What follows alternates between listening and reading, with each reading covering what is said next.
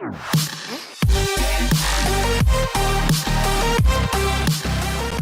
to the RC Roundtable Podcast, where we discuss the latest RC hobby news, events, model reviews, and a whole lot more. Hello there. I see I'm late to the party. There's already a conversation going on. There is. Is it? Yeah, they've already started a drinking game. Oh, we're behind then. I like the first one. If Fitz has internet problems. My internet's gonna be perfect tonight. You're gonna go home sober. You're gonna be so sober that you're gonna have a hangover from being sober. Famous last words. Is microphone problem one of the topics? Should be. All right. What's my gimmick? Every time I try to get everyone back on track. Okay. Yeah. I guess Lee doesn't have a gimmick, does he? Oh, mine is. They say if I say FAA. Yeah. Oh, right. Okay. Damn, It's like I'm it's in Twitch. Is it like the Pee Wee Herman show? FAA. There's my first drink. Hello, everybody. We have topics. No one knows where the list is. It's all up here. But we thought We're we're gonna get started. write it down. I forgot to write it down. You We're gonna asked talk me. about I stuff and did, things, so I'll yeah. have to go back to you. I did mention one of them being the Cox motor, so we put that on our list. Oh, okay. Yeah, I wish I'd. Okay, I'll get up and go grab that airplane in a minute when we get to that topic. So, but for now, no need. Well, actually, let's just see what the viewers are wanting to talk about today. We got drinking game down. We got some howdies. Hey, Quinn. Howdy. See, these Godas are here. Nice. Did you see the stuff they showed off today? I did. The Comet and the Cadrone? All right, let me try to. What? If anybody's noticed, I'm not in my workshop because my laptop here, I don't know if you heard the beep just now, went into, I feel like doing a complete overhaul update. Please wait 5 hours while I process this. Let me pull up the Knees Go to video link or photos while you guys are chatting. Okay. Fitz, you're not one of those weirdos who put ketchup on the fries before you eat them, right? You are. Oh. Like, gotta you put them on after? What? No, they're for dipping. Like people who squeeze ketchup all over a plate of fries. Oh, no, I don't do that. I have Okay, a good. little cup thing. So Okay, there you go. You're doing it right. Oh, I'm not sure we could be friends the other way around. No, I don't put it up all over the fries like that. No, I don't do that. Okay. No, I've never done that. In fact, sometimes we went somewhere, me and Jeff and I were having lunch, Red Robin, I think. And they didn't have anything for me to put the ketchup in. So I actually asked them, can I have a little ketchup cup for my ketchup? Little thingy. Is that what we're talking about? It is. Well, that's one of the two. That's the Comet. You see it, Fitz? DH88. Oh, look at that. And it's That's foam sweet goodness. board. That's just amazing. To make such so nice that's made out of flat pieces of foam. Right. That looks better even than the GWS models of 20 years ago, which were actually molded. So, yeah. Great job, Jack. Absolutely fantastic. But that's not the only one. You have I the know. other one ready? I'll be waiting. I'm coming back. Sorry. Let's see which Yeah. picture I like. You know idea how big that 88 Comet was, roughly? Or I see Steve's in the chat. Steve, tell us how big that is. And what We can't motor hear are you, running? Steve. Louder. Speak louder! Wow, look at that. The Cadrone, yeah. Would you like some fuselage with your wing? Yeah, Thayer Syme designed one of these a few years ago for Balsa, and that's a neat airplane. They did a whole event at the Neat Fair where they were doing classic 30s or Golden Age racers. So that was the one he did. And it's a beautiful airplane. I didn't know much about it before then. Yeah. Wow. It's blue. It's blue. Oh, Blue there we go. streak. 50-inch. Oh, wow, that's pretty good size. That's Thanks, not Steve. small. Yeah. Yeah. Oh, what'd you say, 50? 50? Yeah. 50. Five zero. That is good. All right. So who's going to build one? Not it. I got to build a Betty. He's gonna build the Betty. Do you have one? Ooh, Oh, I had the plans for one. Oh, okay. Oh, same thing. Yeah, I had a plan. So, courtesy of the News Godas. Thank you very much. Nice. in Nice. flight. Ooh, Pretty. That is very pretty. nice. Oh, wait, where are the spinners? Yeah, don't take that the wrong way, but we're going to find you some spinners that work on that. Just put the cherry on top. So speaking of airplane parts, Fitz, have you delivered the goods? delivered the goods. Yeah, to Lee, the stuff for the thing. No, I haven't seen him. He tapped out of our planned meeting. Yes. Oh, that's right. And even if I did go, where was the box? Yeah. Well, that's not important right now. The fact is, you didn't go to the meeting. He's blaming me for not going, but someone left the box at home anyway. So. Oh, I see. So you already know what it is. No, I'm just assuming it's a box of motors and ESCs. You assume correctly. So Okay. That's motors and ESCs for you to get plywood overcast flying down in the southern hemisphere. What's plywood overcast?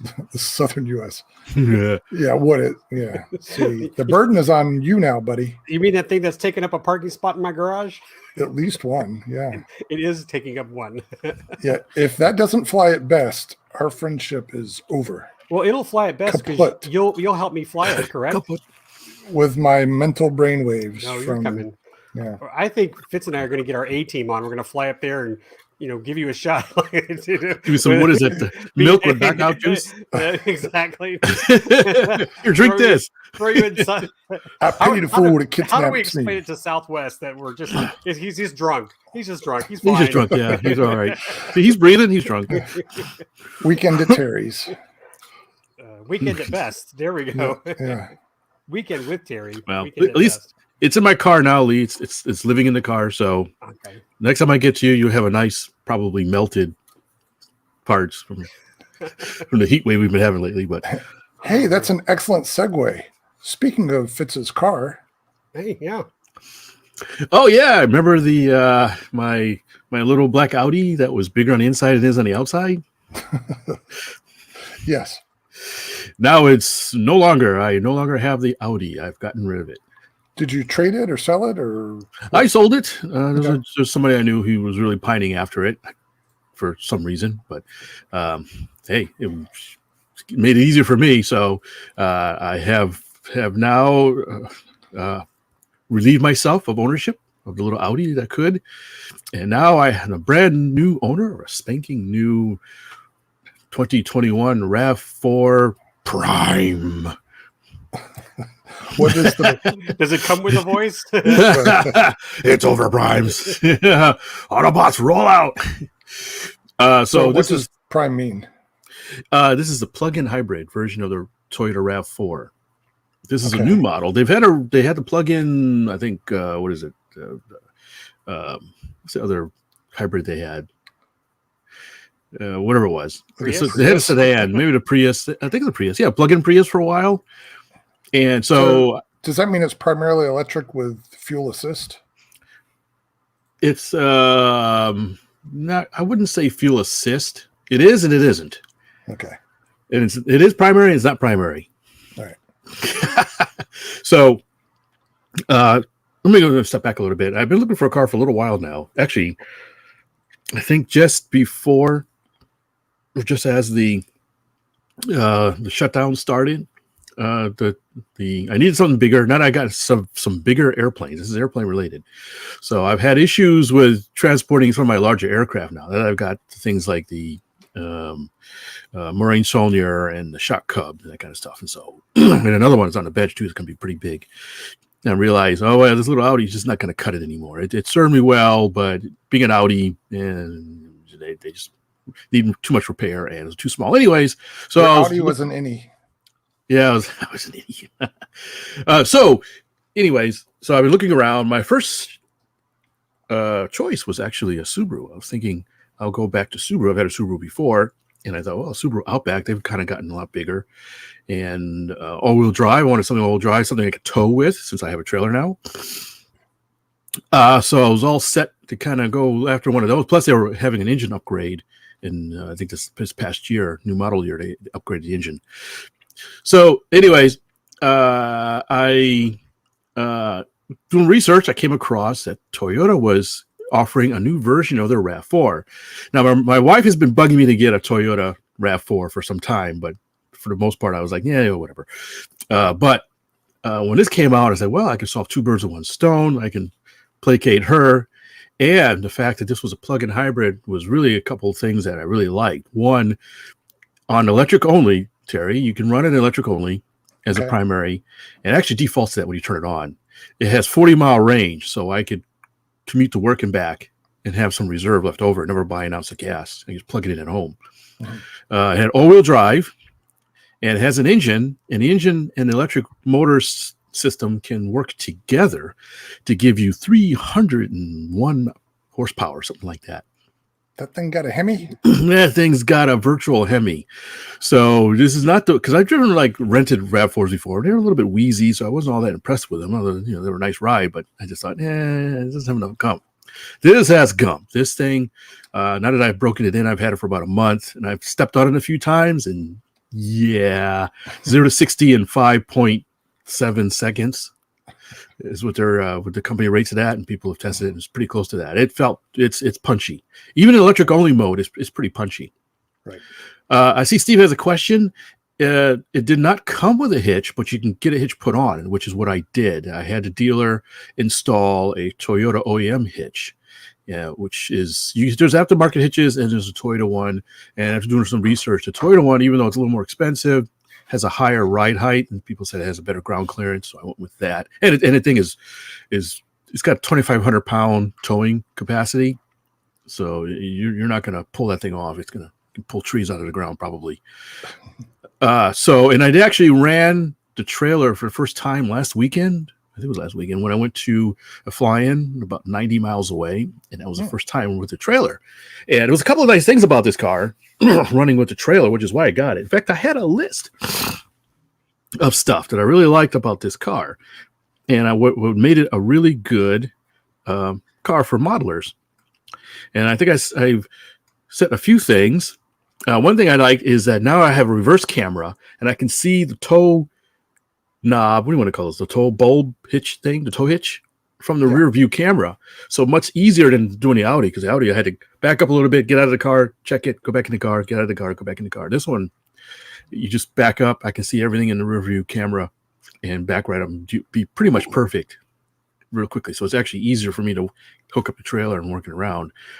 With the 2,500 towing capacity and extra horsepower, towing the thing is no problem at all. Even in the Audi, I could kind of feel the kind of surging a little bit with the trailer. With this one, I hardly feel it at all. Most of the time, I don't notice it's back there. And that with the Audi, I always knew it was back there. Even though the Audi had good power, it was pretty obvious the little car was just kind of lightweight compared to this thing, which is much heavier. So for this car, I'm going to run down a quick list of what I really like about it. Real quick. Stuart asked is adding the hitch avoiding any warranty. No. I've never heard that. Nobody's ever said it avoided the warranty. In the manual, it talks about towing. It says towing capacity 2,500 pounds. Don't tow unless you've got 600 miles on the engine and so forth. So I wouldn't see how, and I didn't see anything in there. Especially since the dealer installed it, it should be fine. Maybe if you got an aftermarket, it would have been an issue. But that's true. Yeah. So here's this is like the talk show. Top How 10 much reasons. is Toyota paying you to read this? I know. Ready to play some little Toyota background music? Oh, what a feeling. I'm an evangelist for this model now. If somebody's looking for a new car, consider getting one of these. This is pretty cool. Well, before you start, was it easy to get? Because I keep hearing that there's a car shortage in the U.S. So that's a story behind that. No, it was a pain in the butt to get. These things are limited production and limited availability. And unless you live on the East or West Coast, pretty much no availability for the most part. I had to buy it out of state. This is the first time I bought a new car. I always bought used. First time I bought one out of state, sight unseen. Well, I thought your Audi was new. No, I bought that used. It was a couple of years. It was only a couple of years old, but I bought it used. So I usually like to buy car used or save on depreciation. But this I had no option. I had to buy it new, and there really wasn't much for discounts or anything on it. But I remember when I went out to Reno, Nevada. Yeah. While I was there, I started calling around because I was right next to California. I knew California had a lot of allocations for this car. So I called some dealers, and I found some dealers that had some on the lot that weren't talked about. And I thought, well, cool. Except they all wanted large markups, like thousands of dollars of markup. Yeah. And one of the dealers I talked to says, yeah, this is pretty common. You're not going to find anything that's $5,000 to $8,000 markup. It's going to be pretty normal. I'm going to jump in real quick and tell you I had to take my Suburban in. And while we were waiting, I went to go look at some of the cars that were inside the store, the showroom, and two of the Corvettes had markups of $20,000. It's like another car. It's like, I agree. I was like, no, I should have just taken the word pen. No, not in your life. $20,000 over, and that's over MSRP. That's not even over your expected dealer price. Right. Yeah, that's what, yeah. Same thing in California. I was like, that's crazy. I'm not paying that. So there was, I poked around on the internet, there's forums and stuff. And one of the forums posted a spreadsheet of all the RAV4s coming into the States and where they're going. And so I poked around and I said, hey, wait a minute. Where if I find one somebody near a relative or a friend or something? And I poked around in Connecticut. As you remember, I'm from Connecticut. I have a lot of family there, and that's Northeast. They're getting a lot. I knew they were getting a lot in that area. And I found a dealer that was literally 1 mile away from where my father lives that had one. They had several coming in. They had the color I liked and the trim I liked, because there's a couple of different trims, and one's really expensive. I'm sending you cash. Get to this store. Like, Dad, you're going to be picking up something in a couple of weeks. And ironically, when I told him what the dealer was, he goes, oh yeah, I know them. I went there with your sister to look for a car, and I worked with them in the past when I used to be a teacher to find an internship for some of my students. Like, oh wow, small world. Yeah. And they weren't adding on the markup. They weren't adding on. It was just they were selling it at normal MSRP. You're not getting any discounts. Nobody's getting it for below MSRP unless it's some really weird thing. But at least they weren't marking them up. They're selling it at which I figured a win down the street from my father, easy, and I'll just have it shipped over. Okay. But you really need that undercoating. Yeah, they actually offered that to me. And I thought, should I get that? No, I'm in Texas. I don't need that. That's a Northeastern thing. It's funny, though. It comes with what they call the winter package. Standard, I didn't have any option on that, which is a sunroof, which I was like, but and heated seats, like on that, but it has these neat. Gonna love that. Man, every time she gets in the car, she hits that heated seat button. Yeah. Here I am in Texas. It's 90 degrees outside, and she's hitting that heated seat button. See, so something wrong with that girl. I don't know what's wrong with her. The car already paid for itself. Yep. Oh man, she keeps stealing it from me too. But anyways, but it has these neat little windshield wipers that come on with the rain automatically and some other features. Oh, yeah. So, and it's got a heated steering wheel, I guess, and the heated mirrors, which actually are nice because I keep the car outside, so it'll come in handy in the wintertime. Are you sure you're not being paid by Toyota to do this? All right, so I don't want to go on too long. So just real quick, I really like it. Wait. Steve nailed it. Steve and I did it at the same time. This Walker show. Hey, they asked me, you're going to suffer the consequences. Well, the last one was the Lee Ray show. Yeah, that's true. Last audio podcast. So this car is actually really neat. Even though I didn't get the super upgraded version with a couple of the inverter, but I can add my own. What I really like is it's actually very roomy inside. So it could easily fit like my shock cub fit in there, no problem. And several other planes get in there. I could probably fit the shock cub and the Marine Saulnier in there, believe it or not, unlike the other car, which is one or the other. It's come standard all-wheel drive, so not only is that good in the rain, but a lot of times we go through flying fields that are pretty muddy and cruddy and stuff, and so I had no problem doing that. Take with the trailer too. When I went to the fly-in, I was able to back up. I could back up in all electric mode, so it was nice and quiet, a lot of torque. I mentioned that it's a cheap daily driver with a 40-mile range. It's also very quiet, so you can sneak out in the morning with your airplane stuff and not awake your wife and stuff, right? Is that usually an issue? You can sneak out without starting anything up, or sneak back in if you bought that kit, right? That you're not supposed to buy. You can sneak in. And she can't hear you. You have a lot of trouble sneaking in kits. I don't, but sometimes people do. Yeah. Now we're talking about the RAV4 Prime. So this is a special version, not just a regular hybrid. I see somebody says a hybrid. Hybrids are nice, but this look up Prime, like Optimus Prime. And I mentioned 300 horsepower, 2,500, 20. In fact, I got an Optimus Prime sticker on it too now. Tell them Fitz sent you.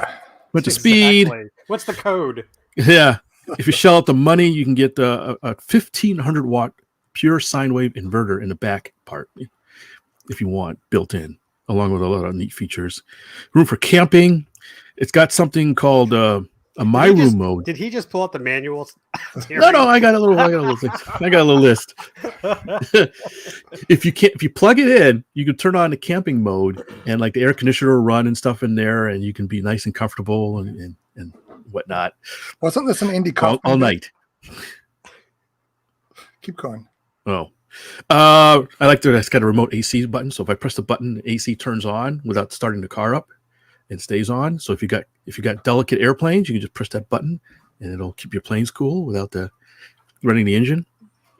Cool. And of course, last thing is it's a Toyota. So hopefully this will be a lot more reliable than my Audi was.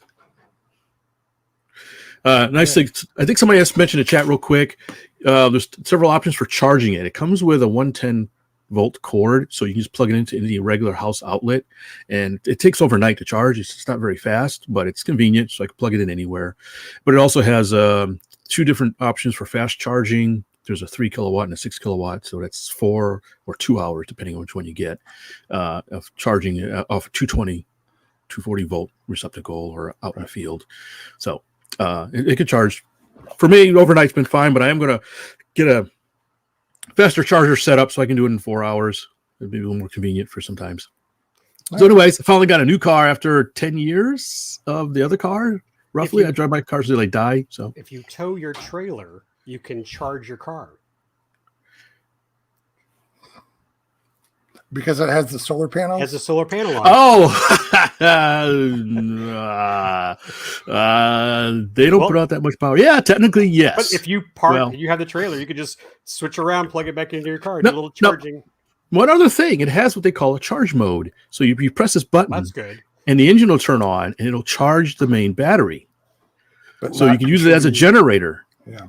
So even if like you lose power in your house, you could theoretically plug something, a refrigerator or something into it, turn a car on, and it's a generator.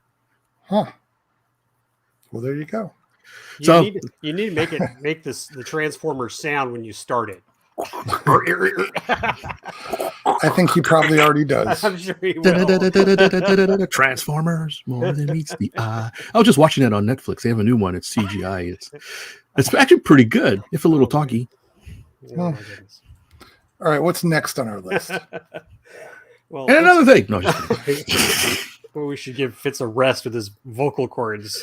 Terry, did you celebrate National Model Aviation Day? I did. I really did. You want to know how? Please. I went flying. Is there another way you're supposed to celebrate it? I don't think so. I mean, if you can't fly, if it's bad weather, I guess you build. Oh, no, it was beautiful weather here. Like gorgeous all day. 70 to 75 degrees, very low winds. Here, I give you full screen. It was nice. Now. So I went out that morning, and I think I posted a picture on Instagram. I took my Piranha, my UMX Parallax, my CJ6, and my Baby Bee, and I flew them at my local field. I was the only person there. What? But, well, yeah. Actually, on that day, I was the only person there the whole time. But it was nice. Got in a couple hours of flying. Then I came back home, and we all went to the county fair, the Erie County Fair. We had fun. Yeah. And at that fair a couple of years ago, they actually had drone races, but they didn't have that this year. So, yeah. But we had a good time. And I wore my National Model Aviation Day T-shirt. Like that one? Like that one. Yep. Man, you had that ready, didn't you? Well, he was talking about it.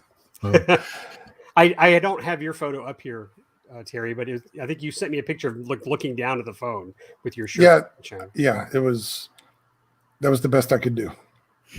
So I forget where you were, Fitz, but Austin and I, and actually Ryan too, we went down to Scobie, and other people must have checked the temperature gauge before they went out there, because only 6 other pilots were there, and it was very hot and humid. We were dying out there. But I wanted to come to Buffalo. Yeah, that's a simple trip. You should come down to Houston. Is that one of the freebie Aero Scouts? That is. I bet you can't see the repairs we did to it. I can see the landing gear looks a little on the left side. Yeah, on the left side. There's some damage to the nose. Everything's on the back side. We're showing you the pretty side. You took it from that angle for a reason. Exactly. But this was a good feel-good story. We were out there enjoying National Model Aviation Day. I have other photos on the AMA page that we took out there. And it was hot. But this kid here, I believe his name was Trace. We saw him out there. Austin is just a very friendly guy. He just talked to this kid who had a couple other planes, and he's fairly new into the hobby. And they just had a blast talking. And his mother was there. We were chatting and having a good time, and she was very grateful that Austin was talking to him. And then Austin let him get the hands at the control of the Aero Scout. So Oh, cool. it was nice that he did that. So we did celebrate National Model Aviation Day. I don't think they took a picture of me with my shirt, but we all had our shirts out there and had a good time. And also spent some time over at the control line area where they were doing combat, which was really neat. Oh, yeah. It's loud. and Fitz actually will know about loud because he's been running an engine for you. Do you want to switch to that? Oh, wait, were we going to talk about what Fitz did on Model Aviation Day? Oh, I guess. Are you ready? Are you going to talk about your RAV some more? Yeah, you just skipped right over me. Yeah, no respect. Did you take your RAV out for National Model Aviation? Of course I did. Not only that, I took it out there and I plugged it in at the field out there. Oh, to get some free juice? Yeah, get some free juice. Yeah. Recovered the energy I used to get out there. So consider it a free trip.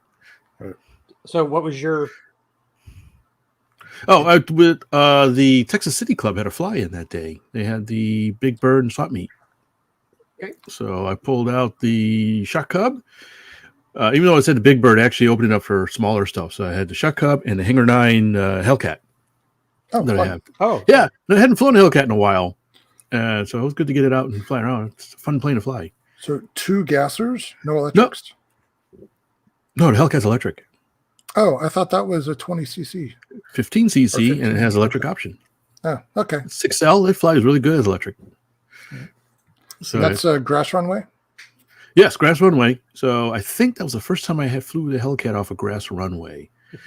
So no problem. It took off just fine. Cool. Flew around. Chuck Klassen? Who's it? The guy that takes pictures? Lee, is that Chuck something? Chuck Clausen. Clausen, yeah. He was out there. He has a nice picture of my Hellcat in the air. I don't think he got the Shot Cub in the air, but he did the Hellcat. I'm going to say goodnight to Quinn. He just was chatting in here. We kind of talked over him, but Quinn's saying goodnight. So thanks for joining, Quinn. Yeah. So we had a fairly decent turnout at the Texas City Club. It wasn't huge, but it wasn't terrible either. So did you do another flag thing with the Shot Cub? No, just that one time. Did I talk about that? Yeah. Well, you talked about it before you did it, and then I saw pictures of you doing it. Yeah, that was interesting. It was a minor snafu doing that. That was for the Elvin Club. They had a club fly-in competition thing, just one of those fun fly things, and asked me to tow the American flag as opening ceremonies. And we had tested it a few weeks before with the Shot Cub, just hook up the flag and get the weights right and stuff and the release mechanism. And no problem, flew around great. Release mechanism worked really good, and I had a lot of fun with it. And so the opening day of the event, they said, okay, well, can you take off from the grass on the side instead of on the runway, so you're not dragging the flag as much, and you're sort of out of sight until he pops up. And I said, okay, yeah, sure, no problem. And so they announced, okay, we're going to do the opening ceremonies. And I cranked the engine up, and I dropped the flaps a little bit, and I just, firewalled it. And as it's taking off, the flag comes off on the ground, and the plane takes off without the flag. Like, well, that's not good.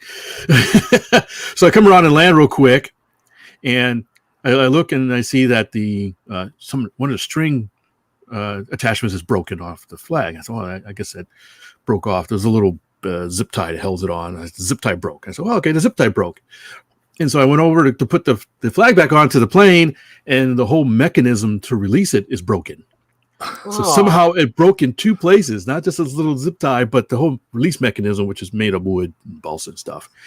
And so I was like, okay, well, I can tie this all together, but I have to drag the flag on the ground and take off, and I can't release. Is that going to be okay? And they're like, yeah, okay, you do what you have to do. And in fact, he got on the announcing thing, says, we apologize for dragging a flag around on the ground, but we don't have a choice. But that's for a good reason. It's for a good reason. Yeah, America. So I ended up, so after that, I took off, no problems, flew around, and it's neat flying. It's different flying a lot of drag and flying the plane around with a flag hanging off of it. No problem otherwise.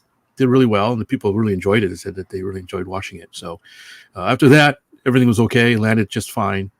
And then got in the car and zipped off to the other fly-in. I had 2 fly-ins in one day. Wow. So no flag towing at the Texas City Club. Yeah, I don't think they did anything fancy. All right. So, but anyway, Thank you for that report. Sure. So we all got out that day. That's good. Yep. So Tony's here. Yeah. So you may notice the comment above that from Jason Klein. We are working on a top secret plan to get you guys up to neat. Oh, that one right there. It may also involve ether No, I need to ask this guy. and pillowcases. So Matthew says, I was working on a 747. Real or model? Real. He posted a video earlier today, I think, of a real cargo 747. Don't show my son. I need to walk away for a minute. I'll be right back. Oh, I'll Okay. just remove. Well, I just hide him, I guess. How do I remove him? Do I just do that? Click. So was that you, Matthew, that posted a video of a red and white 747 landing today? I saw that, I think, on Instagram. Oh, really? Yeah.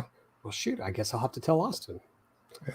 So maybe Matthew knows if you've listened to the podcast. My son's a huge 747 fan. In fact, I just saw a picture earlier, and I'm not going to bring it up, but it's a picture of him at the Boeing Plaza at AirVenture because he was like all over there, and there's a picture of him in front of a huge Boeing 747 sign.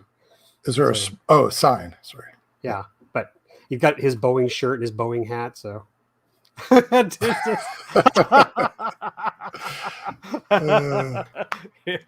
He's got to charge something. He's got to put something on the charge. He's bringing the RAV4 in. Oh, that's awesome. And Fitz won't see this until he gets back. He's just taking his laptop out there. He's going to finish the podcast from inside. Actually, I'm going to scroll through here and take a look at some comments here. So someone had mentioned, had a comment besides, Jason talking about us going to neat. Dun, dun, dun.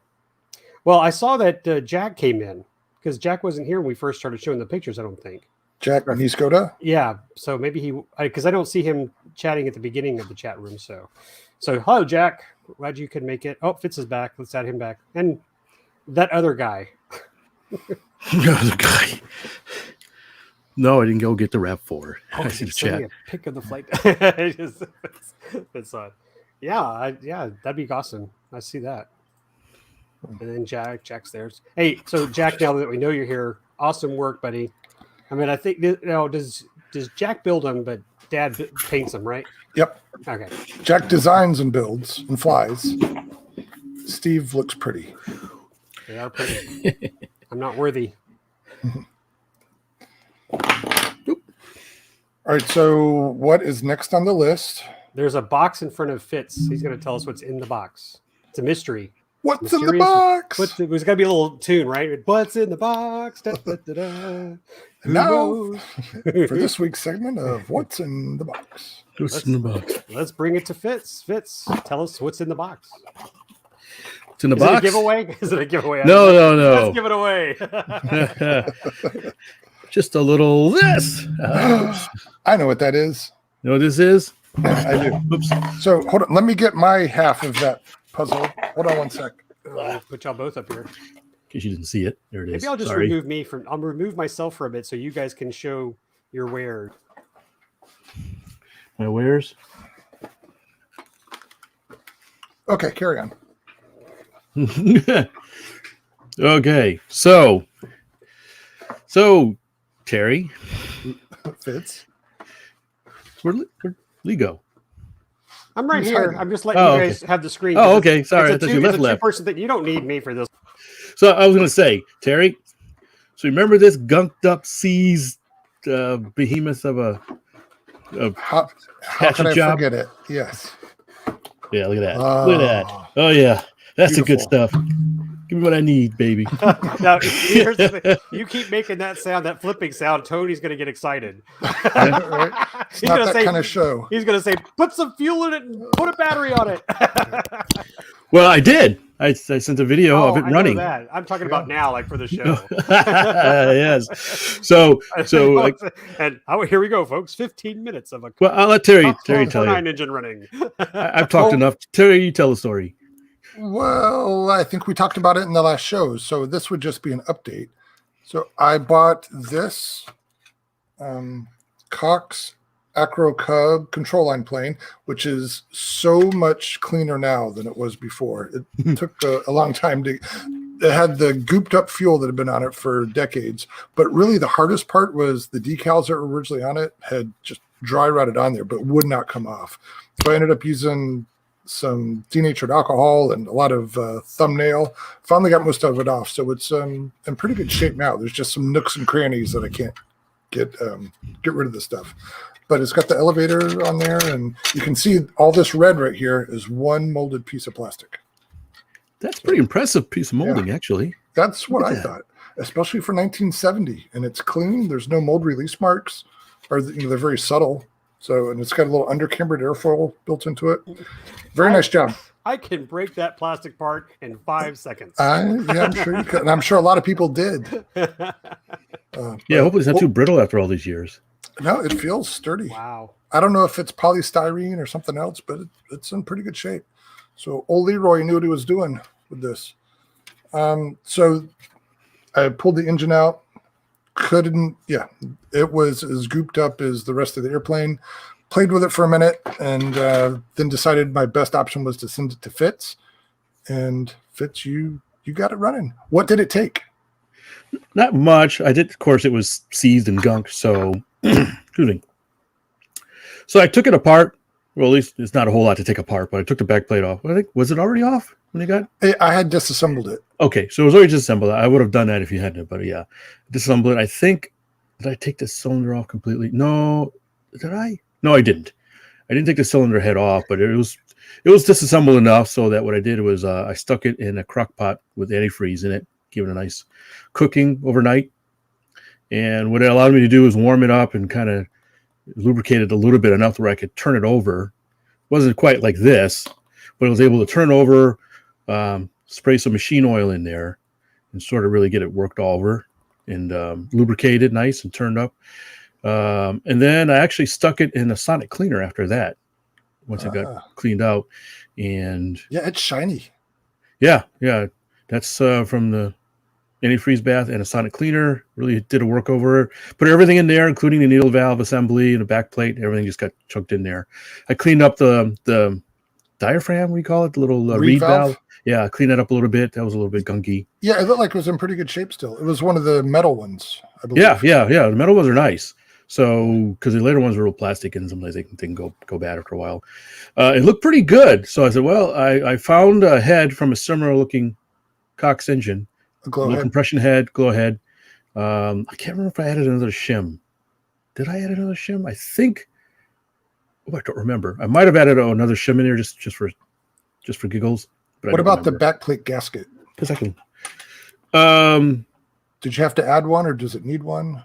I didn't add one. It's got a neat little heat shield. I don't know if you. Oh yeah. Hold on, let me This pull is your screen up. kind of neat. It has. Sorry if the camera doesn't focus. Is that what it is for heat? I'm going to make you solo. There you go. It's sort of a exhaust diverter heat shield. I think it's more of a heat shield because the needle valve is right here. It's an exhaust spreader. Maybe that too. I see Tony's in the chat. Maybe he can give it. It's like bigger out of focus. Yeah, I don't know. It's a sprinkler head for the exhaust. Is there a little all over the focus plane. there? I don't think there's a focus knob. Maybe I just won't move so close. So, and that forms part of the back plate and seems to make a pretty good gasket. It seemed to run fine, so I didn't see the need to add a gasket to the back. There was a gasket that came apart when I disassembled it. Oh, was there? Yeah, you saw me running it. You saw the video. It seemed to run just fine without it. Yeah. I can go scrounge around and see if I have a gasket and stick it on there for you. I trust you.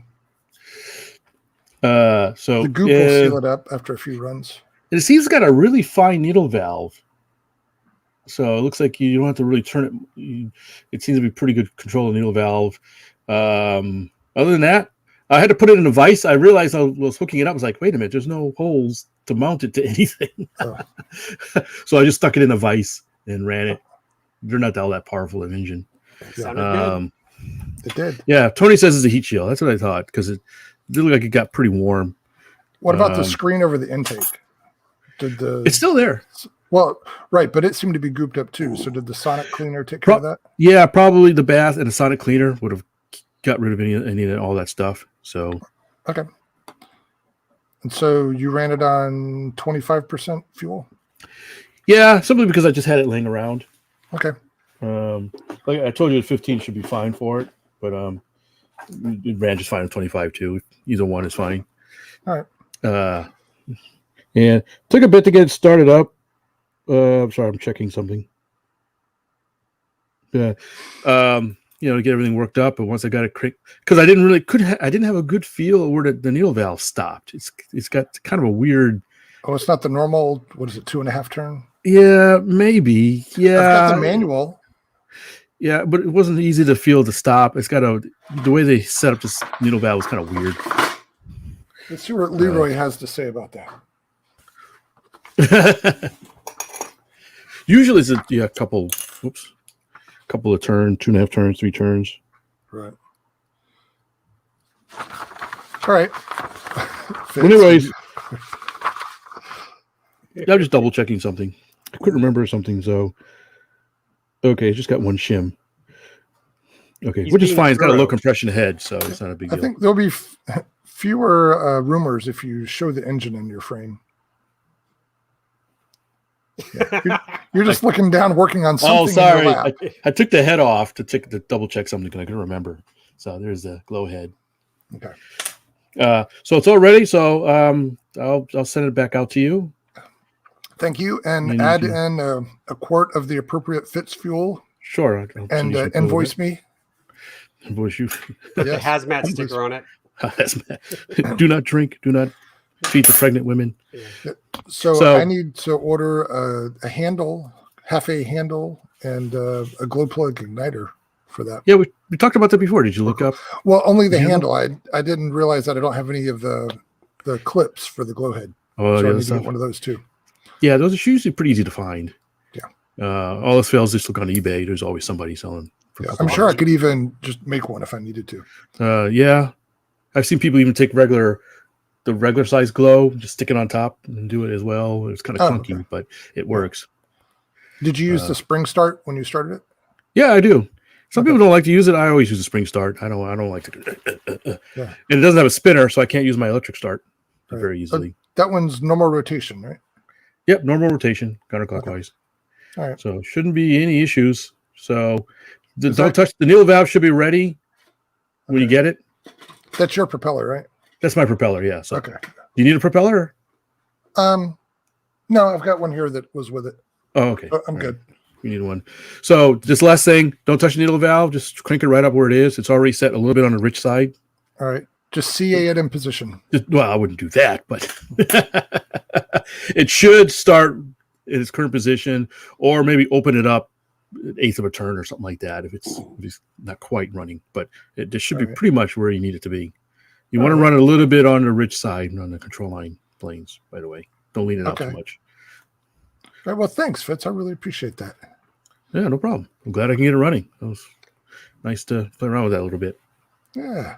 So now I feel indebted to go through with this project. It's not one that can stall. You're committed. Yeah. So kind of like plywood overcast, right, Lee? What? I got it from you. I think that's enough. Oh boy. Oh yeah, George had a good question. How's the tank on that? Oh, let me see if I can show it. Also, Tony asked what prop size do you have on it?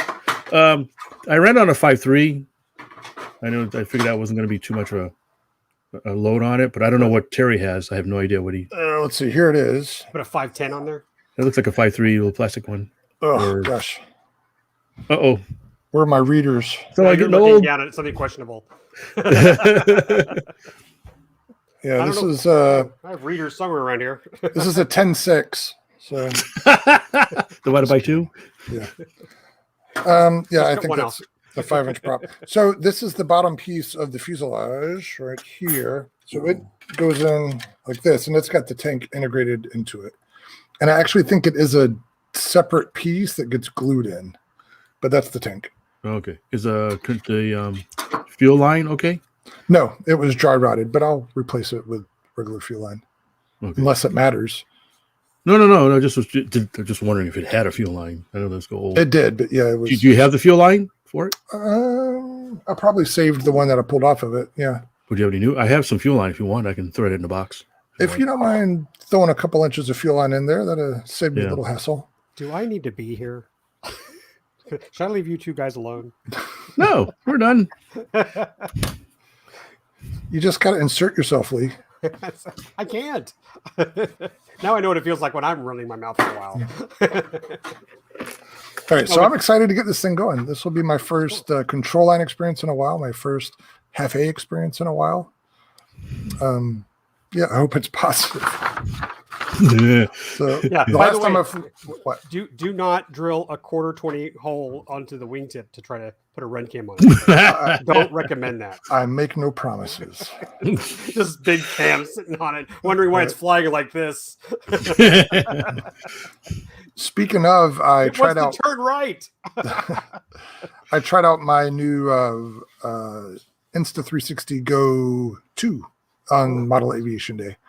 And I used it as a hat cam, which I had not done with my first one, but the new one comes with a pretty cool mount that clips right on the end of my hat bill.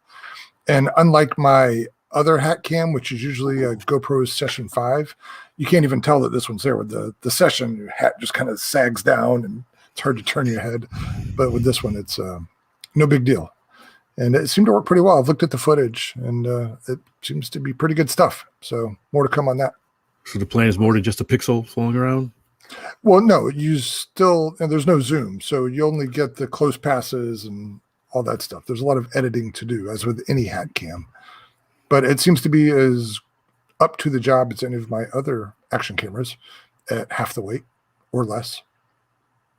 So bada bing. And the neat thing about the clip that comes with it, I wish I'd thought to bring it down here, but it's got the clip part that seems pretty obvious, clips on the bill of your hat, and then it's got a swivel mount with detents. So depending on how you like to wear your hats, you can aim the camera up or down. Steve wants to know how much they cost. I think they're $300. Just yeah, they're not cheap for the size. I think it's $300 for the Go 2, and the original Go is going to be a little bit less. But in terms of lightweight camera that has good quality, that's kind of the starting point. A lot. Yeah. Yep. So the Runcam 2 is still probably best bang for the buck. I think they're $80, $90 or $90 to $100, and pretty light and do a good job. But then the next step up will be GoPros, and they're much heavier. And then below the Runcam, cost-wise, it's garbage. You don't get any good video quality. So this is kind of a happy medium in size and price and weight and all that stuff. Well, the footage you've always shown is really cool. So it's got a neat factor for sure. Yeah, it does. And the reason I like it is because it widens the pool of airplanes that you can put a camera on. You can go much smaller with it. And then on the bigger airplanes, it widens the positions that you can put a camera.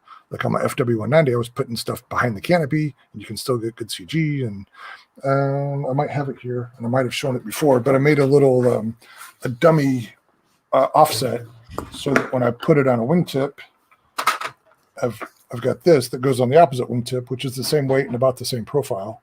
And it has female 1/4-20 threads there. So always even thinking. I try to. So even with both of those, it weighs less than a GoPro would. So anyway, it's pretty neat. It's not faultless by any stretch, and it's not cheap. But if you want to get decent in-air footage, it's a good option. Cool. Only Toyota made an action camera. Fitz would buy 20.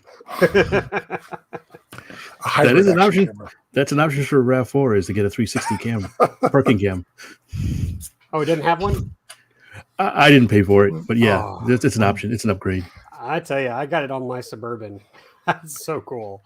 I mean, it's saved my butt because it's so big trying to get in and out of small parking lots. Well, yeah, when you're driving a small ocean-going vessel, yeah. It is nice. It's very helpful to have that darn thing. Yep. And I think I also enjoy it. And I say this, but I'm being safe. But you can actually activate the camera while you're driving, so you can show the cameras forward and backwards and left and right. So while you're driving, like just in case you have something, you're towing something or something, you can actually see it for like 8 seconds or something like that. It's time, but you can see that, and it's pretty cool. And it's even funnier when you go through a car wash. The kids always turn it on when you go through a car wash. I always thought it would be cool to have one of those scrolling marquees in your back window so you could talk to the people behind you. Oh, Mr. Microphone. I talked about that before. Yeah, let them know what's up. Now, Steve, I disagree with you. He said he likes your shirt better than my shirt. What's that? I don't know. I'm not prone to argue with him. I didn't really notice, Terry. What is it? It's just a Hawaiian shirt. Actually, I haven't worn this in a couple of years. But I decided to get it out today and take it for a spin. All so right. Thank you, Steve. I appreciate you noticing. So for those of you playing the drinking game, I'll just say FAA if you're using my keyword, my buzzword, just so you can have a drink. If you've been waiting. I couldn't hear you. What was it again? FAA. Oh. FAA. Oh, yeah. So, Lee is your name. Is that from Aliens? It is. Very good. Somebody wake up Hicks. Exactly. I just noticed it. To nuke it from orbit. It's the only way to be sure. Nerds. Nerd. It's an awesome movie. You didn't know who I was? What Corporal Hicks was? No, I was going to ask, but no, I didn't. I just couldn't remember his first name. If it was Dwayne or not. I was going to use Private Hudson because game over, man. What are we gonna do now? There's some great characters in that movie. All right, so I have a suggestion. Let's go to the audience. Let's go to our viewers, listeners, watchers, whatever, and see if they have any questions or stuff they want to talk about. Oh, you know what? While you guys are texting your questions, I've got to read this. This makes me laugh. I think Terry is aware of it, but I read it to Fitz, and Fitz laughed so hard on the phone it made me chuckle. Here you go, guys. We have this nice letter from TJ in the UK, and I just love this. I want you to know that here in the UK, we really enjoy your podcasts. One question. Have Fitz or Terry ever thought of taking up second careers reading bedtime audio book stories? Their soft, lilting, mellow tones can be very soothing and would be excellent in this role. Needless to say, this is my but needless to say, their voices are perfectly countered by yours, which brings the necessary elements of spark and enthusiasm and fun to the table. TJ, I love that so much, man. I smiled so big. And then again, Fitz is laughing like he did when I first read it to him, but soft, lilting, mellow tones. Man, you got me on that. That was great. Now maybe that's the question we pose people. What bedtime story should those two guys read for your pleasure? Do you have any small kids we can try to get a judgment call on their soft lilting voices? Right. Oh gosh, look at this already. So we've talked about Fitz's voice a lot. He's got that baritone, but I don't think there's anything particularly soothing about mine. I have a raspy voice that doesn't go anywhere. So where I work is in kind of a factory, and it's always loud, and I feel like I have to scream for anybody to hear me. And I forgot the name, but Terry, it may just pop in your head. What's the guy who had the annoying voice who did like the Gilbert Gottfried? Exactly. That's how I feel. I guess that's me. I'm Godfrey. I'm the Godfrey character.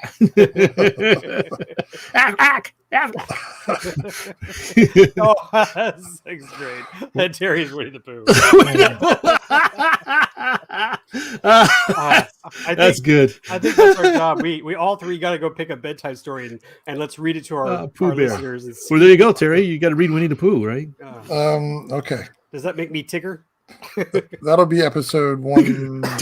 What is this one? Is this 136? No, I think it's 135. Is it? Okay, so that'll be episode 136. So nighty night with the RC Roundtable. God. Oh, maybe we could. Well, what was that? Bring your own NyQuil. Three Men and a Baby. When he's reading the book to the baby, or he's reading the sports page about a boxing match. I saw that movie in 1989. It's not what you say; it's how you say it. So we can all take a manual from a plane we're building. So speaking of sci-fi, you know who directed that movie? Remember? Speaking of sci-fi, who directed 3 Men and a Baby? 3 Men and a Baby. Ridley Scott. No. That's all I got. I don't know. It was a much more logical person. No, Leonard Nimoy directed that? He directed that, yes. Wow. I thought there was an entertaining movie. Oh my gosh. So Ow. We should all read The Three Little Pigs. Would that be a Tickle Me Elmo or just a regular Elmo? Oh my God. That reminds me of a joke that I can't say live on the show. Yeah. All right. All right. So we talked about our soothing voices. That's hilarious. Any other Sam Kinison? Oh my gosh, that would be awful. I don't want to pick on that. Oh, say it. Speaking of him, I was watching, you remember the movie Back to School with Rodney Dangerfield? Oh yeah. Oh, sure. Yeah, that was on some channel a couple of weeks ago and I was watching it. It's still a dang funny movie. And there's a scene, of course, with Rodney, what's his name? Sam Kinison. Yeah. In it as a teacher. I just love how he's yelling at Rodney, and then Rodney tells him, the truth, and he goes, "That's right." He's That's right, like, yes. "Yeah, that's right." Then Rodney goes like, I like this guy. He cares about what? I have no idea. Oh, here we go. Oh, hey, Raymond. Raymond. Hey. And Russell. Hey, Russell.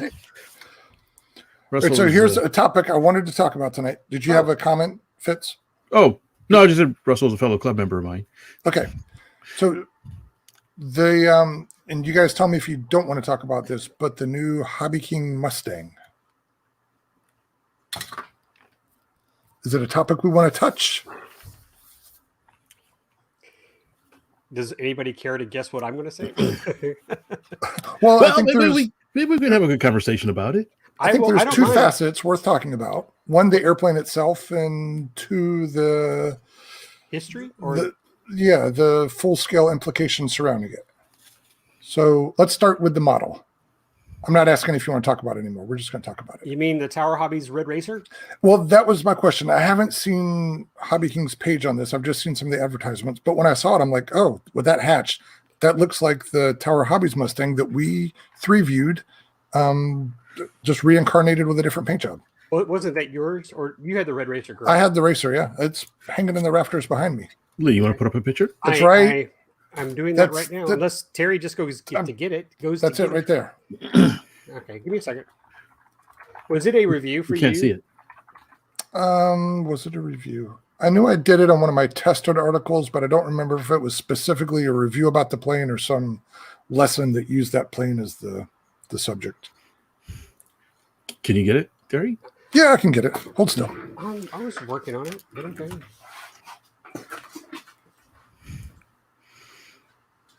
Although that doesn't look very good because it's big. It's out of... Okay, so the plane we're talking about is this, guys. I know Terry's off to get it. But we all reviewed these Tower Hobbies aircraft. We all liked them. I think we all agreed the cons were so few that we would definitely recommend them. I have two. I have Miss America and Shangri-La. And after Terry kind of intimidated me that I should be flying Miss America on 4S, I did. And there's actually some videos on YouTube. And it is actually quite a lot of fun. It's dang quick. I mean, it's super quick. So go out there and look at my Raviation page. So I fly... Go ahead. Do you have the Hobby King version? Do I have the Hobby King version? Yeah. Like to show on... Yeah, I'll get there. on screen. Okay. Oh, I will in a second. I just wanted to talk about this. So anyway, this is the kit that Terry has. Let me stop sharing and let me do my job here. Sorry. All right. There you go. Okay, so Terry, why don't you describe it or talk about it real quick while I pull up the other one. What's there to say? It's the Mustang kit. This was a cool kit from Tower Hobbies because it was a Mustang kit that came in 4 different variants. This whole back piece is a hatch.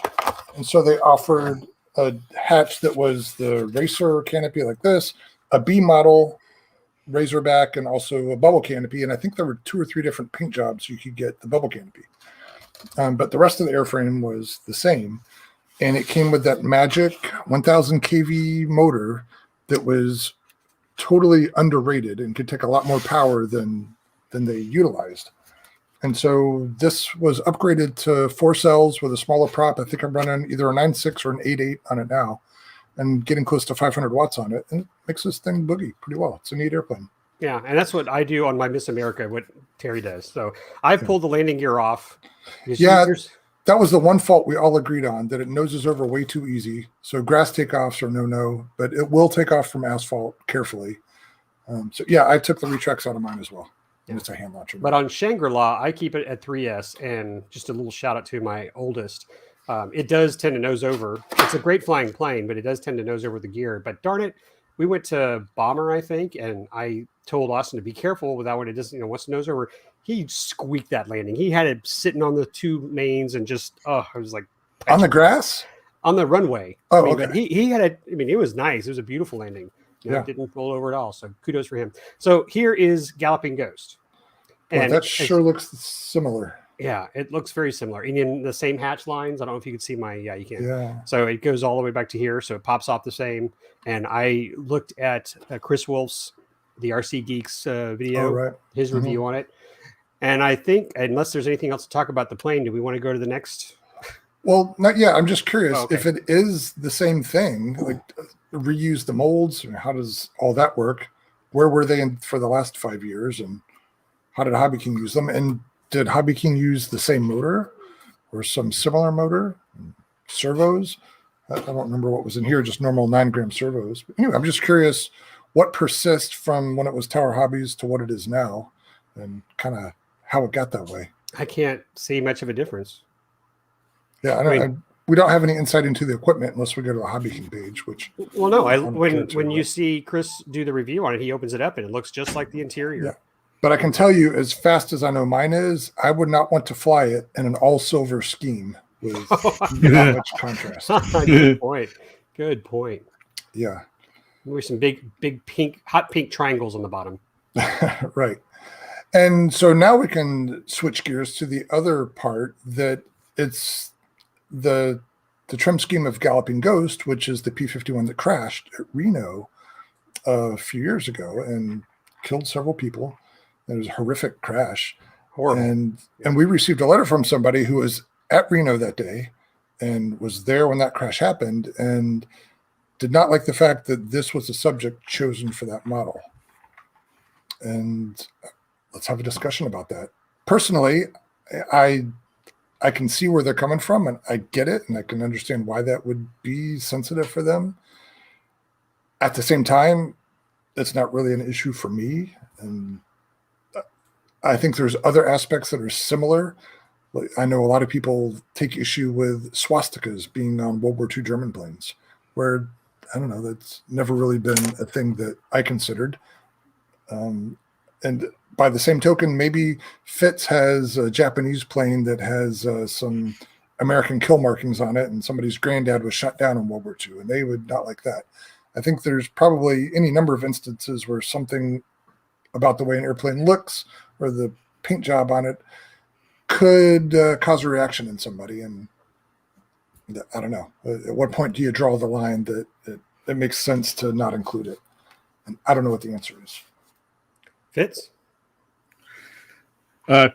Yeah, Terry kind of hit on something that I was going to sort of pose as a question. And I know it's sensitive. And if you see the video of it crashing, it's brutal. I mean, it hit hard and fast, and it was just really heartbreaking. But I also was thinking, what as sort of Terry alluded to,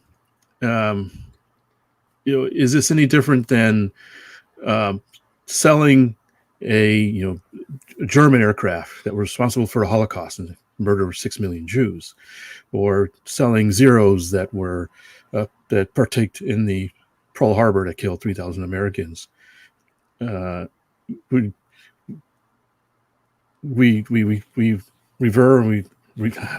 lost my words. We like these models. We appreciate the design aspect that went into them. How soon is too soon? How emotionally attached can we get to a lot of these models were meant for death and destruction, no matter who they are. Right. All the warbirds, they were meant for one thing: to kill people and break things, as they say. So I understand the sensitivity, but where do we draw the line? Right. Yeah, some people might see that model as a tribute to what the airplane was and kind of a memoriam of what happened. Other people would see it as a harsh reminder of what happened. So, I guess it's all in the viewpoint. I think WTT Pilot made a good point. It's just a bad paint scheme. But yeah, as a third person trying to follow this thing in the sky, pure silver is just horrible. Now, Lee, you haven't had your opinion. My initial reaction was I didn't think it was appropriate. Maybe I felt it was still too soon, because I think, like Fitz mentioned, if you haven't seen the video, that is all over YouTube, but it is horrific. You know, the pilot had no control. He most likely passed out. It's tragic if you read the details, that one little part that broke off could cause the plane to basically get out of control, take it out of the pilot's command, control. And he most likely had passed out with over 9 Gs after it failed. So he had no control, and it killed innocent onlookers. So that was my initial reaction. I didn't think Galloping Ghost was a good choice. I had mentioned to somebody that I kind of wish it was just a more generic, like the Red Racer Reno scheme, some kind of high-speed scheme. Yeah. But there's also that aspect of legendary, or honoring. We still sell, and Fitz, you can attest to this. Look behind you. How many of those models that you have on your shelf there that are of air? Stop hitting your microphone. How many models do you have there that are no longer, that may have sunk, ships that may have sunk, like the Titanic? People still make the Titanic boat.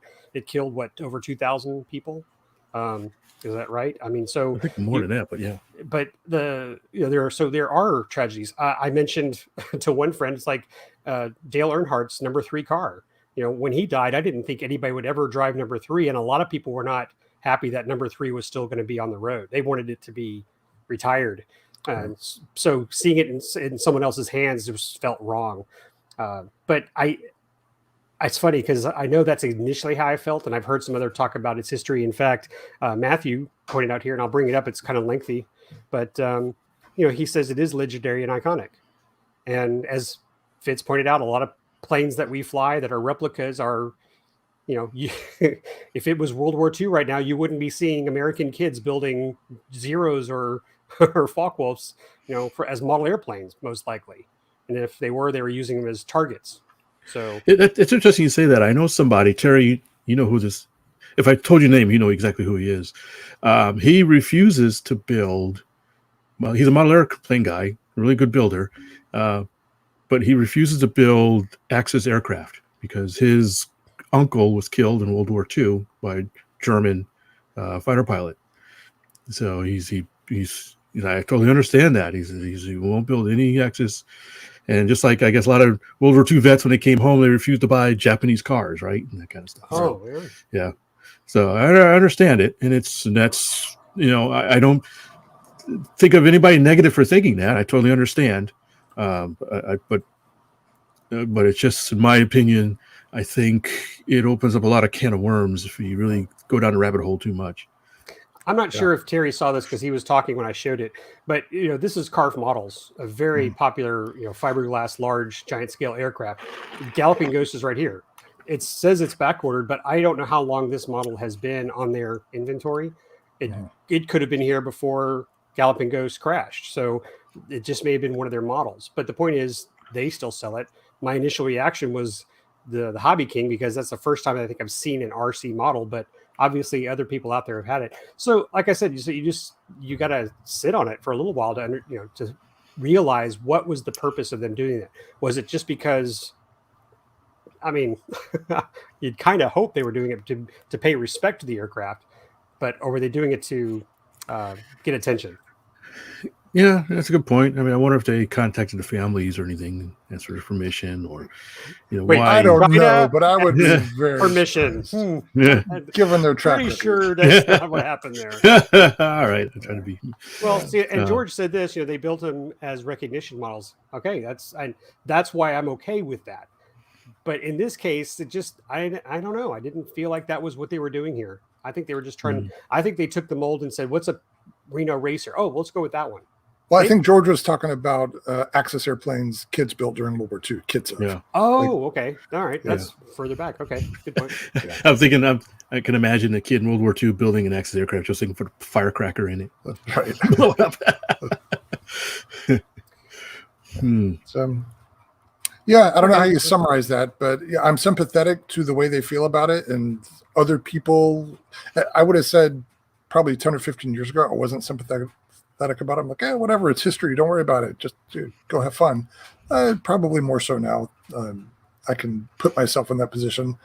So I'm sympathetic to it, but I don't necessarily have any strong feelings about it either. Yeah, maybe the case just being so close to when it happened. I mean, it was only a few years ago, right? This happened? Yeah. Oh, it's been longer than that, but I'll pull It's it been a up. while. Not that Okay, I many. don't know. Yeah, I'm sure had I been there, I would have a much different outlook on this whole thing. So maybe I've got a, I won't say biased opinion, but I used that accident as a lead-in to one of my Engines of Ingenuity scripts. 10 years ago. 10 years. Was it 10 years ago? Yeah, September 16th, That long 2011. ago? Holy crap. Okay. So I used it. It was something recent in the news, and so I used that as a sort of a hook to talk about the P-51 and the design of the aircraft and that kind of stuff. And so... Ooh. Wait, what was the platform for but I knew it for money. I like what Buck said, but he's right, and that's maybe why I don't feel like they did, Buck. Yeah, that's a good point. Yeah, I don't think they were saying. I don't think they put legendary that way, or in respect or in honor of. No, they did have something in the description of the plane. They did talk about the accident. Oh, they did have some. Yeah, if you look at it on the Hobby King website, they did. Now, after they. Yeah, I don't know. Yeah, if it's always was there, but when I went to look, they mentioned it and tried to have some reverence for it. So, so it didn't sound like they were totally oblivious. That's good. But I like that we all shared. I mean, we all had unique perspectives on this, and I'm trying to think if there's a plane I would refuse to build, or if I didn't. Obviously, Calvin Ghost would not be a first choice for P-51, but yeah, I don't know right now. Yeah, I don't think I'd refuse to build any particular plane unless it's something I just already built a bunch of times. As I like aircraft and I like the design and engineering and the thought behind them. So even I'm waiting for something funny to come out of Terry's mouth. He looks like his gears are turning. Well, when Fitz said he doesn't know of any models he would refuse to build, the thought that popped in my head is the only RC models I refuse to build are those from Hobby King. So, but that's because I can hold grudges for a long time. So. Oh man. Well, I hope this was actually an interesting point, and I appreciate the person for writing to us about this. And I can only imagine being there and seeing that. I can totally understand having some really strong feelings about it. Absolutely.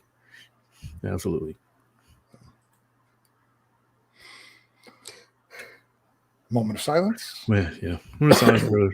And move on. All right. So what is next on our list? I don't know. What do you want to talk about, Terry? Well, I think I just brought up the last topic. What do you want to talk about, Fitz? what plastic model is on your table right now, Fitz? Well, I got another 3D printed plane I've been working on.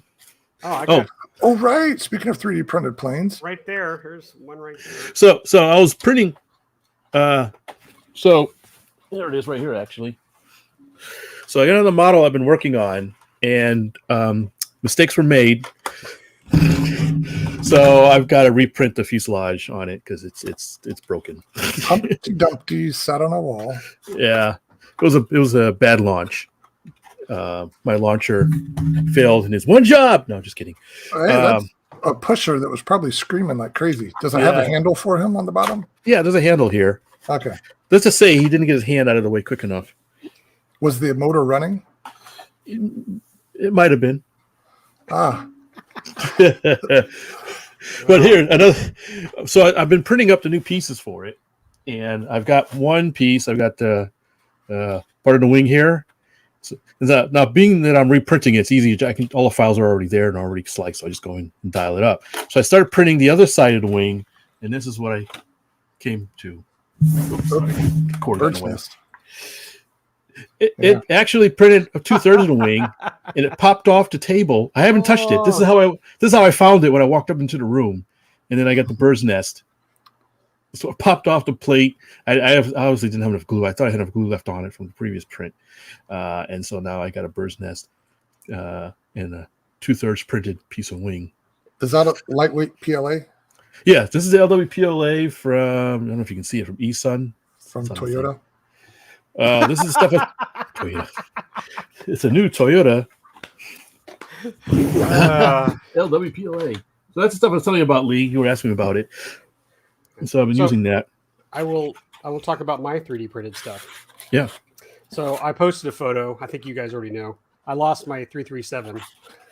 And We had a nice discussion several months ago about this crazy video where your Skymaster seems to hang in the air after a bad launch and then just zooms off.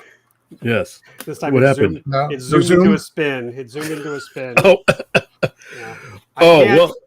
I can't throw with my right arm because of the surgery. So I've had success flying it in Dallas when I went to Best Techs, last year. And you launched yourself. I launched it myself, and that was pre-surgery. Pre-surgery.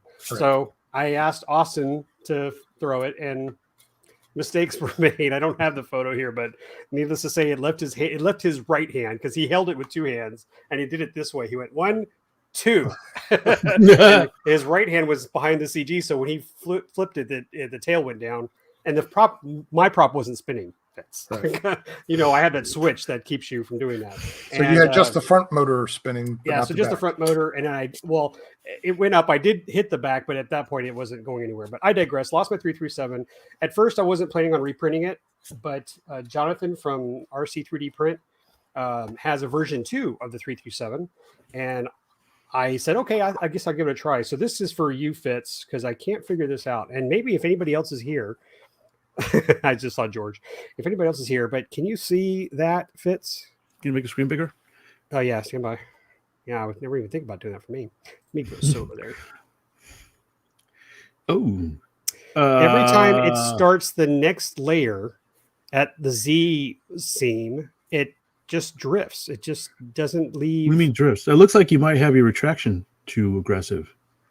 Well, it's starting the new layer, so I don't know. Yeah, but it may retract the filament on a new layer. It looks so good everywhere else. I just help the dummy understand what's going on. It's only at the Z seam. Is it texture that we're talking about? No, that's holes. That's all. Oh, yeah. Okay. I mean, it looks like it's under extruding at the start of the new layer. Exactly. Yeah. So try adjusting your retraction settings. See if it's reduce them. Maybe it's retracting too much. But it's so weird because here's the thing. If you look at the bottom there, what's your wall thickness on the bottom now? Is the wall thickness changing? No, it's one wall. But see how it starts there at the bottom? I mean, I'm trying to. Yeah. It looks fine at the bottom, but as you go up, it starts to creep up, and it just does these little sections there. So does anybody maybe as it's warming up? Maybe as it's warming up, it's the filament slipping a little bit in the extruder. This is the same thing that happened on my second one, but the good news is this is it's on the bottom, and I just usually CA this with thin, and then I put gaff tape over it because it's just running along the bottom. But I noticed that I can put my finger through this one now. See?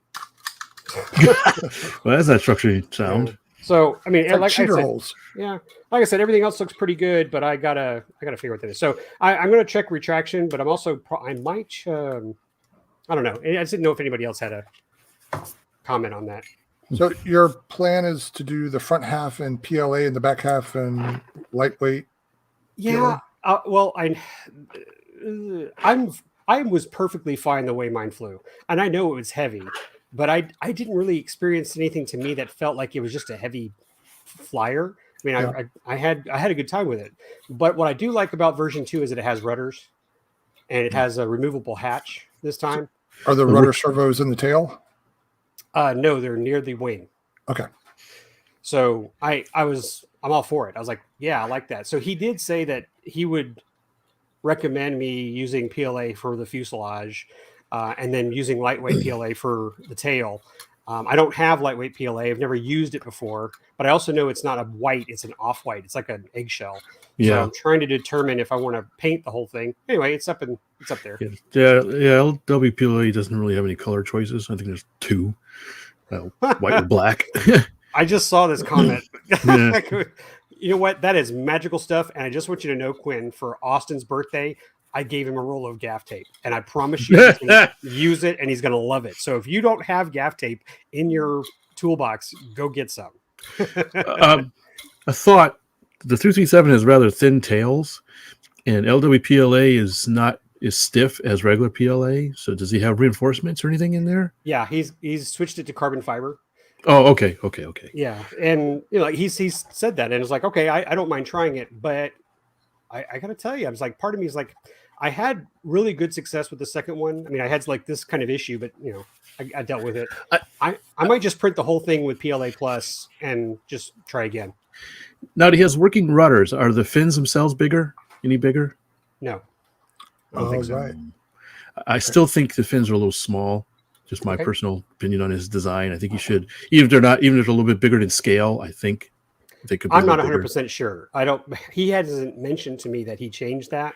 Yeah. So, but good point. I mean, I'll maybe he did, and I'll take a look at the STL. I haven't gotten that far yet in version 2. I just pulled the fuselage, so I'll get there when I get there. Hey, did you see what George put? Said broadcast the video on your big old TV and then keep your small device handy. Project the video to your smart TV and comment on your phone. Oh, okay. Yeah, interesting. We're in life size. 60-inch. Big. Quinn was asking me a question too. I saw it scrolled up about 049 projects. I just wanted to address that real quick. I have some on the back burner, back of my head. I actually want to do another twin 049 because I'm a glutton for punishment. So deciding when I can do that when I get around to it. I've been busy with other stuff and it's been kind of hot in the workshop. So would you share a fuel tank? Share a fuel tank? Oh, no, 2 separate fuel tanks. Yeah. I've done it before. I had a Aero Commander that was a twin 049 and they had separate fuel tanks. He's right, I'm sorry. Left a comment from Quinn. Maybe I'll, whenever your Christmas comes, Quinn, I'll send you another roll. What else? Well, what's a good vendor for gaff tape, Lee? Is there bad gaff tape? Cheap brand you do not recommend? It's so funny. I just bought another roll because somewhere my other roll is MIA, but the B25 is on hold, but we're making paint progress. The Swamp B25? The Swamp, the Swamp Yeah. B25. Yeah. The one that'll soon be a B25B model. So you're going to name it Swamp Rat, right? Sure. No. I don't know what he's watching, by the way, so you could ask him. Cody Cat 9. Oh. That guy right there. Yeah, I asked him. No, that's not Austin. That's Ryan. Oh, Ryan. Oh, I'm sorry, Ryan. That's Ryan. That's Ryan's B25. Sorry. So you can ask him if he's got to come up with a clever name that reflects its mildewy past. Stinky Rat. The Mildew Mitchell. That's what he says he wants to do. Yeah. But that's Fungus Among Us. Man, you're a roll. Dr. Scholes. All right. What else? What, are you asking for a new topic? You know what? I mentioned this, and George is here. But George, thank you so much again for the book that you gave Ryan, 30 Seconds Over Tokyo. I sent you a photo. I'm pretty sure I emailed it to you, but he is very grateful. I'm sure if I ever get him to finish his thank you letter, it'll get to you. But thank you again. He's a huge Doolittle fan, so I'm sure he's looking forward to finishing that plane. Look at that. See, he's right there. Hey, and that reminded me that in the last episode, I talked about going into the antique store and buying this Echo Cub that we just talked about. Another thing I bought in that same store is, I believe, an original edition of the book written by Lindbergh's Navigator. And I don't know why I can't think of his name right now, but this was a really old book and it was in super shape and I paid like $10 for it. So yeah, I'm excited to read it. And another thing in that same store, or maybe it was one right next door to it, but in one of those antique stores, they had an old Testors display stand where Testors had balsa rubber band or chuck gliders, kind of like the Gillows stuff. And this was just a countertop display for that was, I don't know, probably from the 60s or maybe the 50s. It was in relatively good shape. And as we're walking through, my wife saw it. She's like, oh, you should get that and you can hang some of the stuff in your shop. That'll be neat. I'm like, yeah, that is a good idea. Let me look. Guess how much that thing was? $5. No. $6. All right, I'll wait till we get a guess from a commenter. I know I had a number in my head based on other stuff I had seen about what I thought it would be worth and what I was willing to pay for it.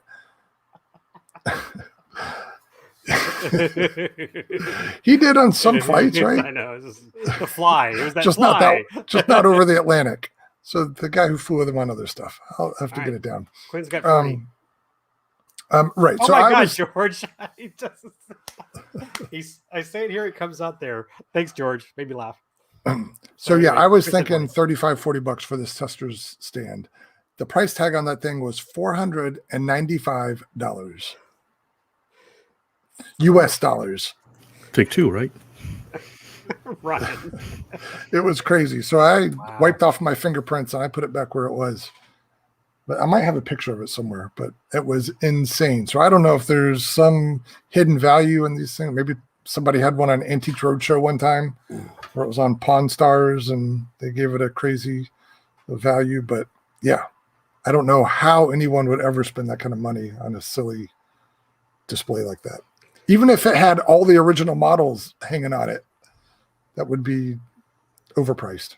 Hey, Fitz, Hey, how much would you pay for this plane? I'd buy that for $1. You're almost right. Small world, huh, Terry? You just see that.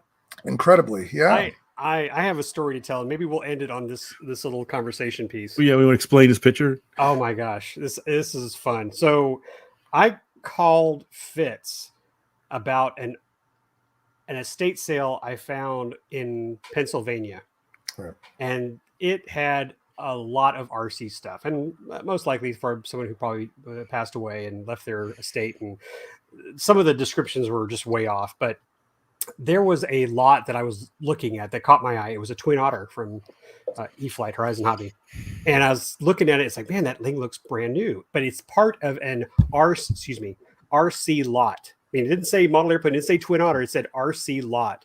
And behind that Twin Otter was literally a brand new OV-10 Bronco from, was it Flightline? Yeah, the Motion RC one. Oh my gosh. And guys, that plane is probably $450, new, brand new. Yeah. And the wingtips were still in bags. So I doubt it had been flown. So for a while there, I was going, man, who do I know in Pennsylvania? So I call Fitz. I say, Fitz, do you know anybody near Pennsylvania? I'm looking for somebody near Pennsylvania. And he goes, yeah, I'm looking at the lot. Did you see there's a yin yang there? I felt bad because I didn't even notice in another lot.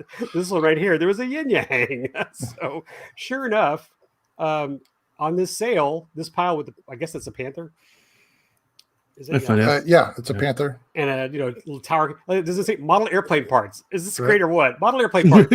A yin yang, a Panther. Okay, but And this isn't a lot. Flying Wing is another plans thing for Model Aviation. Yeah. Really? I forgot the name of this it. right here. Yeah. Yeah. It looks like one of those a Chaos R, the smaller one. It's like, Yeah. It is. And that's But- funny. Lee's probably going to get to this, so I won't say it now about the Right. Chaos. Well, that the wings were in one lot and the fuselage was in another. He's right. I was going to get there. But guys, this was a sale of the century. I don't have the other picture up, but guys, I had called two clubs. I called the AMA district president out there. I was trying so desperate to find someone in Pennsylvania because even though it said shipping available, the shipping company was not very helpful. And it looked like there was going to be like $200-$300 to ship stuff. And I couldn't even trust it. And then I also didn't know like this stuff had water damage or something. I was having my doubts, but guys, this pile of model airplane parts went for $11. Yeah. The one with the Twin Otter and the OV-10 Bronco went for 40. 40 bucks. Some guy out there who bid on that is laughing himself to the bank. If anybody knows who ended up with it, we want to hear from them. Almost a brand new Otter. I mean, right there, a $600 value on an estate sale, and this guy walked away with 40 bucks, and someone got a yin yang for 11. Yeah, it looks like it's ready to fly. And I don't know if it's bigger than per the plans, but the motors are definitely bigger than I use on mine. So that thing ought to scoot. Oh, it broke my heart. I'm still getting over it. Well, I'm sure it made somebody very happy. Yeah. I couldn't, Terry goes, come on, how much are you willing to just lose? It's $40, it's $50, and just put somebody down. If you don't get it, you don't get it, And I was like, no, man, I want that stuff. And it just, I was worried that, I'd never get it shipped to me. And, who knows what they charge in freight. By the way, I shipped a package the other day. It cost me $11 for a small box. Yeah. I figure when I walk through the door with a box in my hand, it's going to be minimum $10. So even the media mail is pretty expensive now. So yeah, it's gotten out of hand. It's going to cost you, $38 to get that Cox engine back. I know, right? Yeah. So I'll end up spending more in shipping than I did for the model. Anyway, but that was guys. Some deals can be made. Go to swap meets. In fact, Fitz and I are going to the Richardson. Is it Richardson, Texas? Is that where it is, or what's the actual name? Is it Richardson Raid Control Club? Richardson Swap Meet, I think it's called. Yeah, I think that's what it's called. Richardson Swap Meet. Our buddy Steve Davidson's helping run it, and I think you're going Friday. Yes, I think I'll leave Friday morning. Yes, I may take a day trip or spend the night Saturday night. Is it 2 days from now? No, first weekend in September. Okay. Right. Is it September 3rd and 4th, or is it 4th and 5th? Do you remember, Fitz? No, September 25th. Wait, is that far away? Yeah. Richardson Raid Control Swap Meet and Auction, September 25th. Oh, wow. I'm so sorry. Okay, thanks. Yeah. Just north of Dallas. Yep. It's supposed to be really, we've from people who've been there before, they said it was the best swap meet they've been to in the area. That'll be the weekend after you guys get back from the NEAT fair. Wait, what? I guess we'll just bring you back with us. The drugs should be wearing off by then. Yeah, that's what we need to do. Anyway, sorry to interrupt, but so there'll be a swap meet. I can see if the Bronco's there. Hey guys, you should see I got this thing shipped to me for $20. I put $300 on it. Oh man. All I wanted was a Twin Otter because I just wanted to have another one, because I just love flying mine. So it's can't win them all. I know. I saw that Bronco at an event I went to 2 weekends ago at the Finger Lakes Air Pilots, Flaps, in Seneca Falls, New York. And it looked really good. Why are you laughing? You made a funny. I did? Flaps, that's the name Finger of the club. Flaps, Finger Lakes Air Pirates. That's pretty good. That's pretty clever. So, that's in Seneca Falls. It's about not quite 2 hours from me. Anyway, I went out there for an event they were having the weekend before National Model Aviation Day. And a guy had one of those OV-10s there, and he was just doing a bunch of touch and goes with it. And he was making that thing look pretty. So it's a nice flying airplane. Sigh. Sorry, I wasn't trying to rub it in. But see, I'm surprised no one said, "Hey, Lee, you could have bet $41 and paid shipping for $300 and still come up in the black." But I didn't. All right. It would have all been like they would have just sawed the wing, folded it over. Isn't that how you ship stuff, Terry? You just cut the wings in half. That one time, going to eFest, it worked. Yeah, I think maybe that's what I was thinking. It cost me $100-something to ship that Thunder and Lightning. I'll never do that again. Yeah, I did make fun of you for that. You did. Yeah. And this is, it was on a podcast too, I think. Probably, yeah. I'm just gonna put Fitz solo because he's just not, paying attention. I'm answering somebody in the chat. Oh, okay. See, look at the chat. Oh, he is. Okay. Quinn has been asking me some questions about his Cox 049. He won't tell you that he sells that fuel specifically for Cox engines, but I'll say it. Yeah, Quinn, send me email or check something. Made out to cash. Yeah,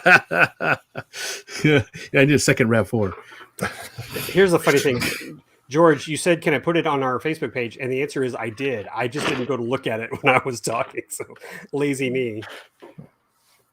And yes. Oh, who is suggesting you come to Best?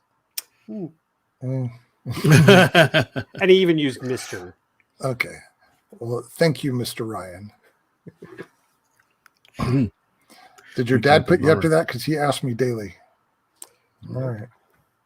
I just cry myself to sleep going, Terry's coming back to Houston. I would love to come down to Houston and do that. I'm going to But I just send you can't the commit. ticket. I'm just going to send you the ticket, and you're just going to have to use it. Is that how that works? Uh-oh. Mark Benson, some guy I know. Y'all know Mark? He's posted a link, and I'm afraid to click on it. But I will. I don't think I can't even pull it up, though. So it's probably our event page, yeah. It's the page for the RCC swap meet. Oh, well, there you go. Our RCC swap meet. So, high school cafeteria. Yeah, if you ever drive up there, but I look forward to it. Oh, live auction. Table cost. You planning on selling anything, Lee? I don't know. We'll see. No. Well, I reserved a couple of tables, so you're welcome to share a table with me if you need. Oh, space. thank you. So you're planning to offload stuff then? Yeah, I got some stuff to sell. Yep. Here, you can build the hype now. What are you getting rid of? Just odds and ends. Don't say Something- Twin Otter and OV10 Bronco I got cheap.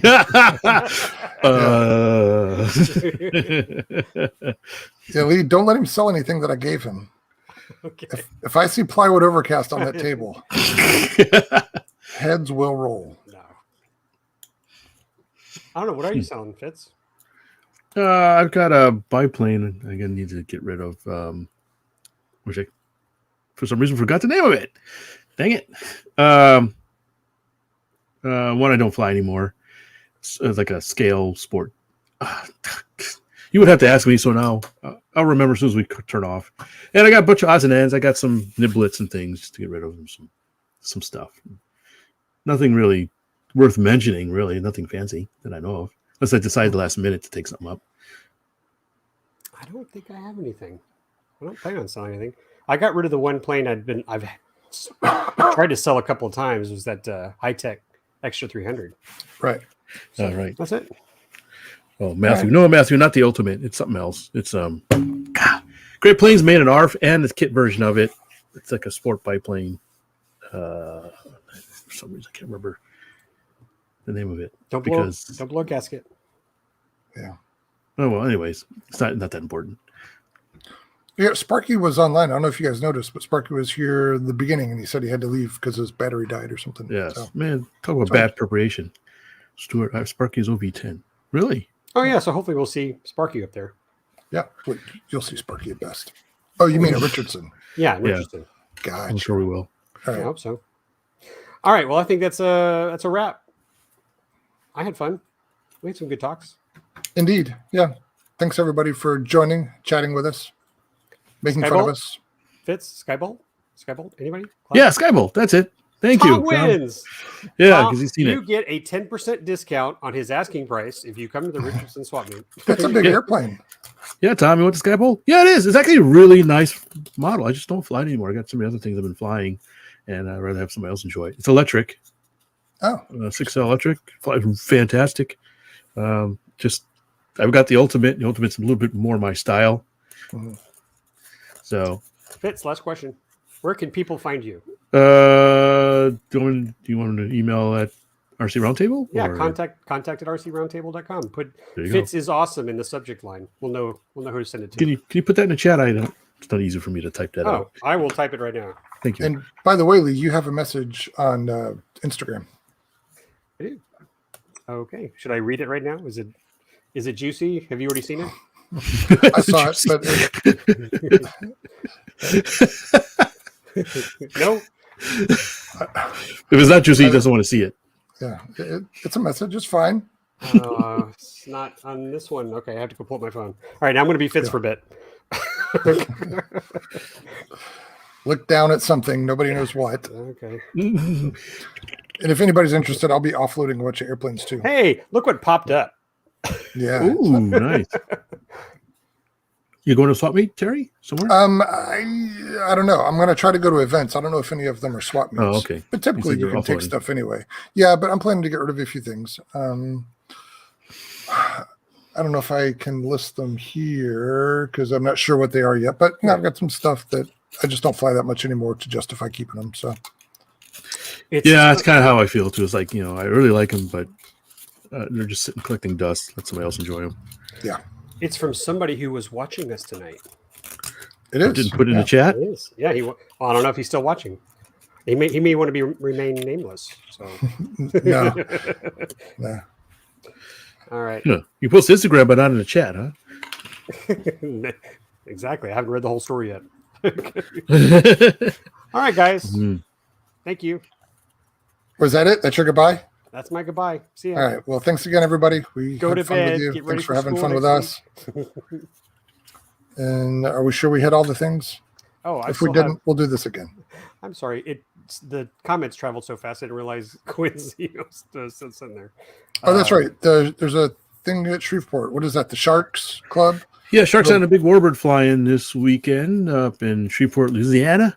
Looks like there'll be a really big event. I've already talking about people that have already arrived there a couple days ahead of time, and all the Warbird Thunder guys are all hot and bothered about it. So, should be a good show. I'm probably not going to make it. I don't have any plans to go up there. It's like a 4-5 hour drive from here. It's good haul.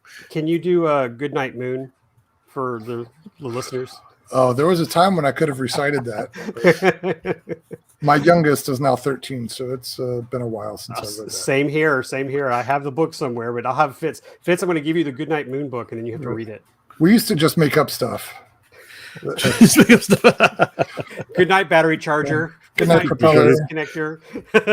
Good night, John Boy. Good night, CA.